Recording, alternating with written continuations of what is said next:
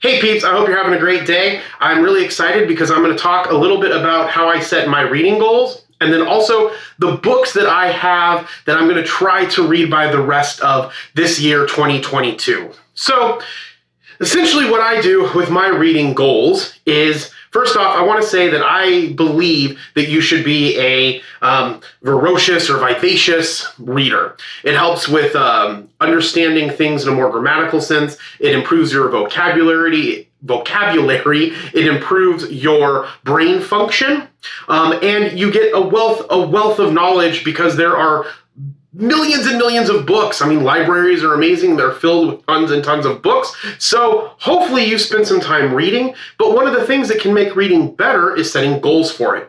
Also, if you're not good at reading, that's okay. If maybe you have some type of disability like dyslexia and it's difficult to read, or you're just I don't want to say impatient, but it's difficult for you to sit and read or find quiet time to read, but you're good with having your headphones in, Audible books or audio books are a great way to get all of that knowledge. And based off of some readings that I've done and from what I've heard from other people, haven't fully researched it yet, but it sounds like that reading and listening to something, you still get the same intellectual brain function benefit from them. So don't count yourself out if reading's not your greatest strength and you just want to listen, or if reading's not your greatest strength, setting a goal and then reading more books might help improve that. So how I set my reading goal, essentially, is I set my reading goals by making sure that I have a set amount of pages that I'm going to read by the end of the year, and then I back myself into that with books. So for instance, I'm a very slow reader. I wish that I read faster, but I don't practice reading faster.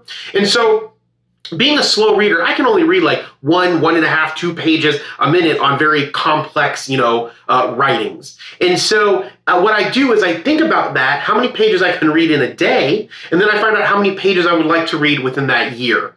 And then I find books that I want to read, and I add myself up to those number of pages, and then that's how many books that I'm going to read. So when I started this, I didn't start at the beginning of the year. I started maybe 3 or 4 months into the year, and I'm a little bit behind still, because I'm busy.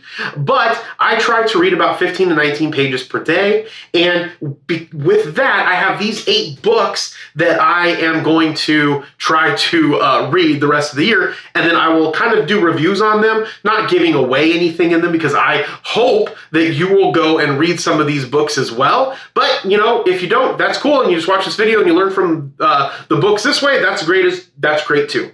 So the current book that I'm reading is Middlemarch, so I'll just go ahead and start with that. Essentially, Middlemarch is a book by George Eliot. That's a pen name for a female author. I forgot her real name. It's Mary Ann Evans. She went by the pen name George Eliot.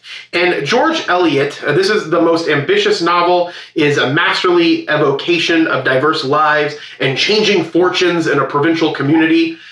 Peopling its landscape are Dorothea Brooke, a young idealist whose search for intellectual fulfillment leads her into a disastrous marriage to the pedantic scholar Casaubon. And so essentially this book has a lot of themes around marriage based off of the time that it was written in the 1800s. So there's lots of great themes regarding that, and it's a great book, and I think that you should, if you try to read this, it is pretty difficult to read if you're not, a very good reader, but it is very humorous in parts. The dialogue's really, really great, and it's a really good book, so I recommend that you pick it up.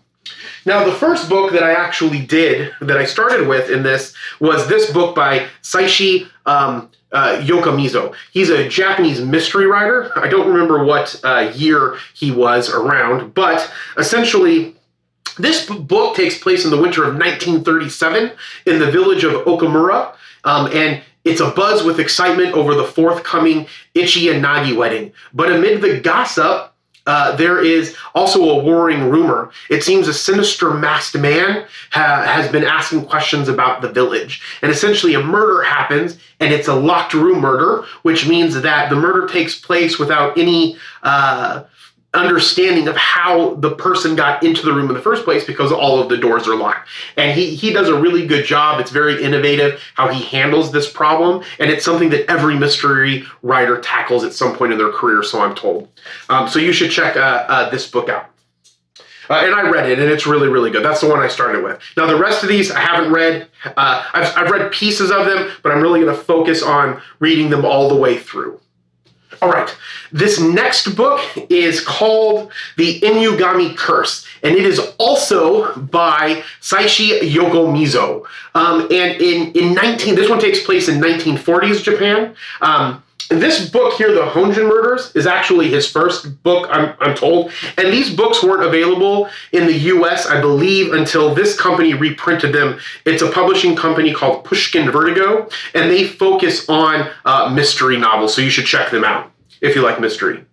And so this next book is called The Inugami Curse. It takes place in the 1940s, still in Japan. The wealthy head of the Inugami clan dies, and his family eagerly awaits the reading of his will. But no sooner are its strange details revealed than a series of bizarre, gruesome murders begin. So, and this is also with the same detective that's in the other book. His name's Detective Kendaichi. And I'm not sure if all of his books have him in it, but the three that I have do have Kendaichi in it. And then the next one that they released is also by Seishi Yokomizo, or the one that I bought that Pushkin released, is The Village of Eight Graves, also with Detective Kendaichi in it. And essentially nestled deep in the mountains of Japan, the hamlet of Eight Graves takes its name from a centuries-old massacre. Even since that bloody day, people say a terrible curse has hung over the village.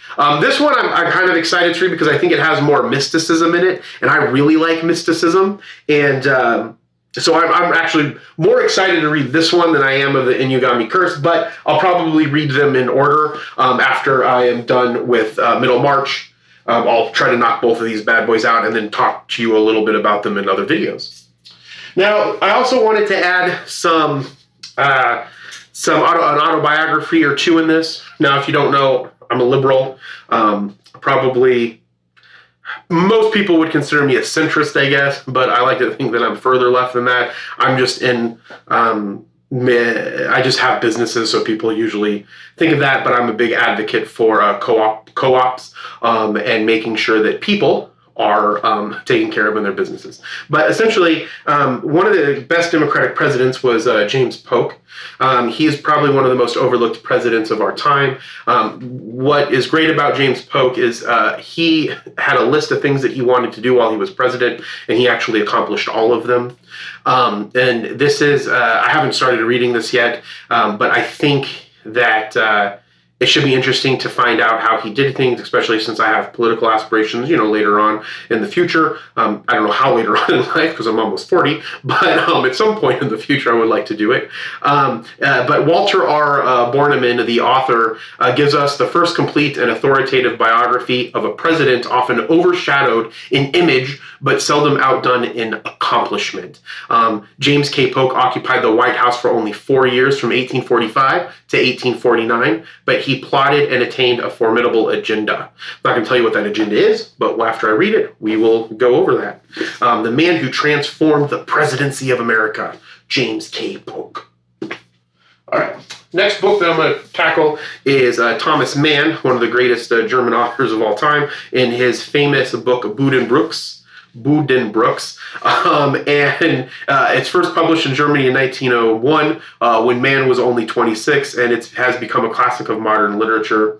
It is a story of 4 generations of a wealthy bourgeois family in northern Germany facing the advent of modernity in an uncertain new world.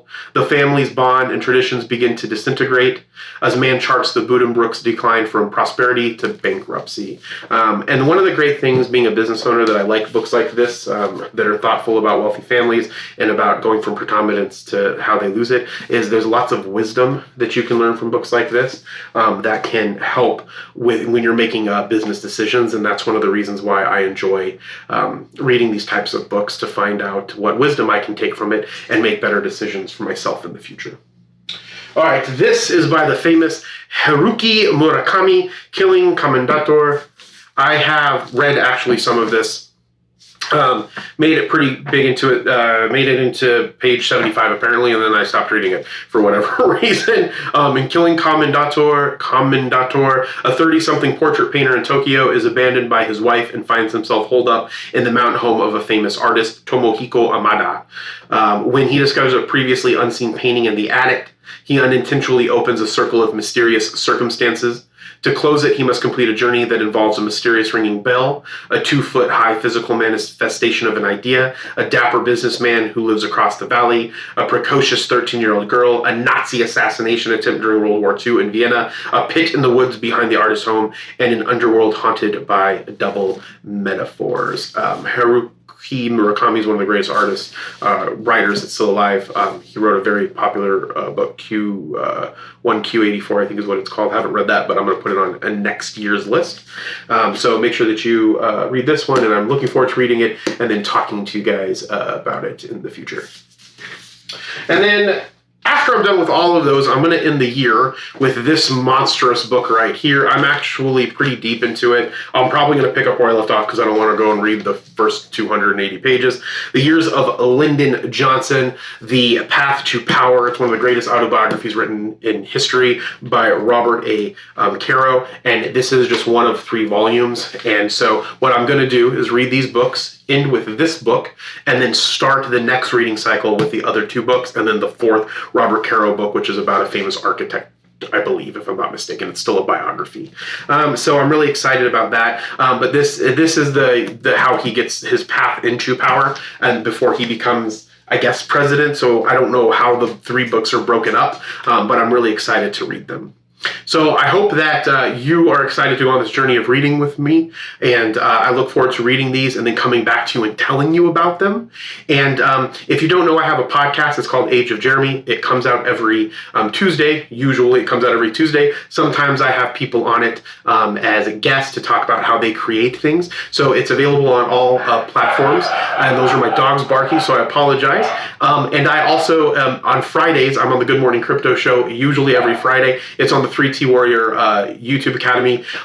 Again, if you don't know, I have a business in crypto. I have a business that's a health and fitness business called 3T Warrior Academy, so you should check that out. You should also check the Good Morning Crypto Show out and check out all of Coach JV's videos. And then I think that's about it. So be thankful, grateful, and kind, and we will see you next time. Bye.